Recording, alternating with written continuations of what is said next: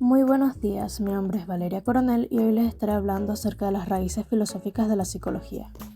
Basadas en reflexiones griegas antiguas sobre la mente y el alma, para después ser desarrolladas y expandidas con los años, específicamente entre los siglos XVII y XVIII en Europa, nos encontramos en este caso con el racionalismo y el empirismo como las corrientes filosóficas que discutiremos. El racionalismo, que plantea la idea del conocimiento humano que proviene de la razón y de la capacidad humana de razonar, influye en la ciencia al promover el análisis crítico y la coherencia lógica.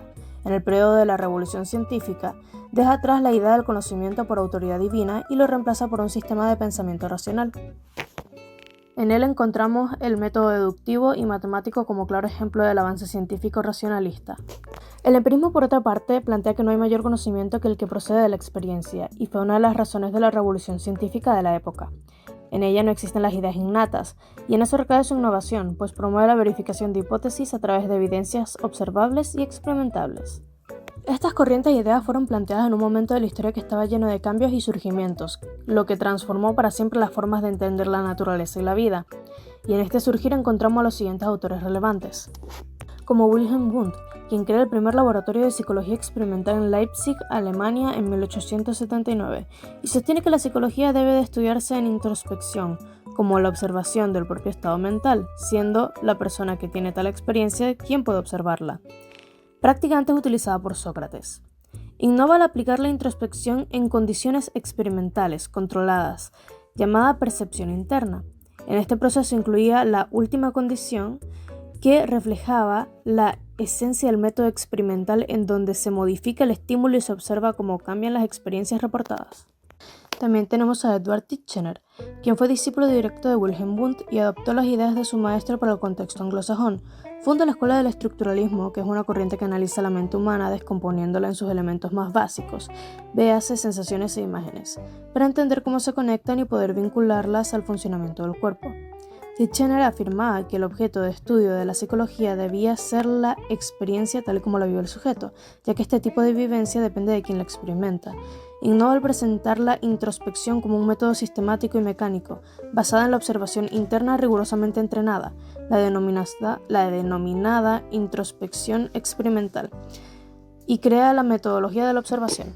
Y por último tenemos a William James, uno de los fundadores del funcionalismo, ya que se dedicó a investigar cómo los procesos mentales ayudan a los individuos a adaptarse a su entorno. Innova al no descomponer la conciencia en partes, investigaba su propósito y utilidad en la experiencia humana, anticipó el surgimiento de la psicología evolutiva y plantea la corriente de la conciencia, la cual describe la experiencia mental como continua y cambiante. Principios de la psicología, 1890, es su libro que crea las bases para la psicología en Estados Unidos y marcó un puente entre la filosofía y la psicología y la ciencia. También crea el proceso del filtrado de la conciencia. Para ver con más claridad las diferencias, he decidido hacer un cuadro comparativo de estas distintas corrientes. En él podemos observar sus respectivos autores, las características de la corriente, aportes a la ciencia y método de estudio utilizado para investigar.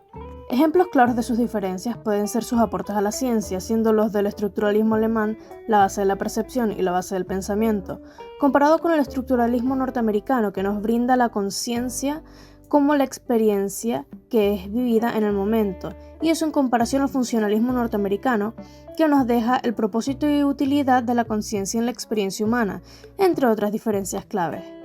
En esta tabla también vemos similitudes.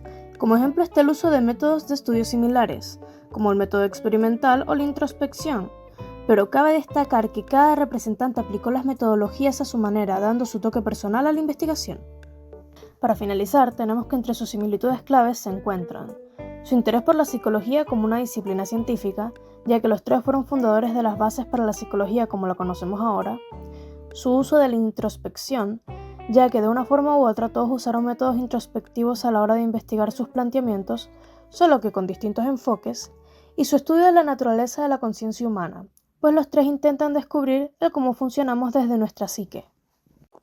Muchas gracias por escuchar, espero que les haya gustado.